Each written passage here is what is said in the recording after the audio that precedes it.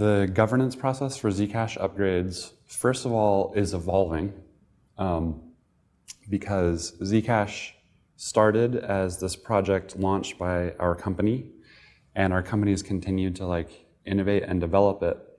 But if it's going to be successful in the future, there will be multiple stakeholders who are invested in maintaining and upgrading the protocol. So to get from where we are to there is going to be an evolving process. So right now in this early phase, where things are primarily driven by the company, our approach to governance is to keep things simple to understand for people and then let people choose what they want to do. Those are the guiding principles. So in terms of keeping things simple, we tend to shy away from more sophisticated governance technology so far.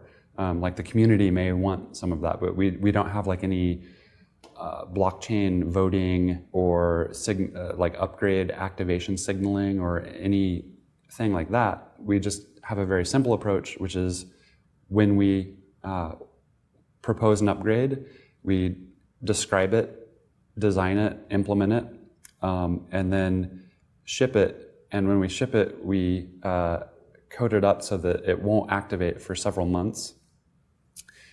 And then the simple thing is users know, okay, there's this thing happening on this date. If some users don't want to do that thing, then they can find out about that, we hope, and maybe they could rally around an alternative implementation or community. So that's how we kind of keep it simple.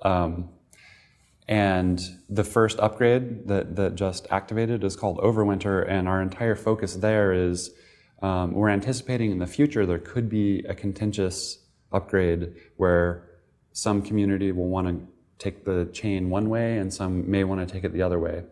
So we don't believe we can prevent that because users can always choose what they want to do. So instead, what we want to do is just prepare for if that happens.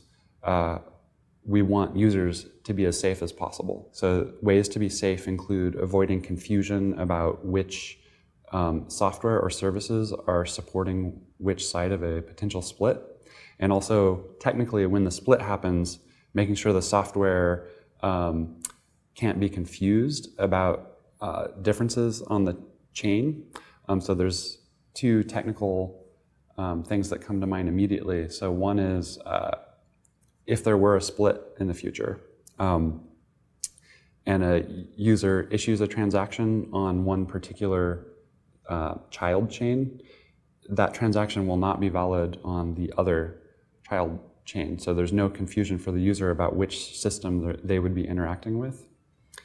And then another change is that we've designed all future upgrades to be what Bitcoin people call hard forks, or Vitalik, the Ethereum founder, described something called bilateral hard forks, and that is what we're aiming for. So what this means is if a split occurs, it's unambiguous for any block or transaction where it belongs, like which side it belongs on. And what that prevents is situations where you may have mining capacity changing because of economic or political dynamics.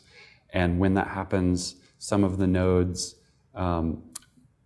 believe in a certain history, and suddenly they realize there's a longer history that has been mined by a different group. That is not possible with these kinds of splits because the nodes can unambiguously identify for each block which side of the split it was intended for, and you can't flip back and forth. So those are two safety goals that we sort of reinforced and established in Overwinter. And our thinking was, this shouldn't be contentious. Who would not want there to be less confusion in the future if there were contention? So we're just trying to empower users and make them safer for the future. So all of this is a is a preparation for this transition process away from the company just sort of saying, oh, let's do upgrade A and then upgrade B and upgrade C. Sooner or later, the foundation or other parties are going to say, well, you want to do upgrade C, but we're committed to upgrade C prime because we just know it's better. Sooner or later that will happen. And the foundation, hopefully, can have a good human process for resolving that. But if eventually that breaks down, technically we want the users to be safe and have a choice.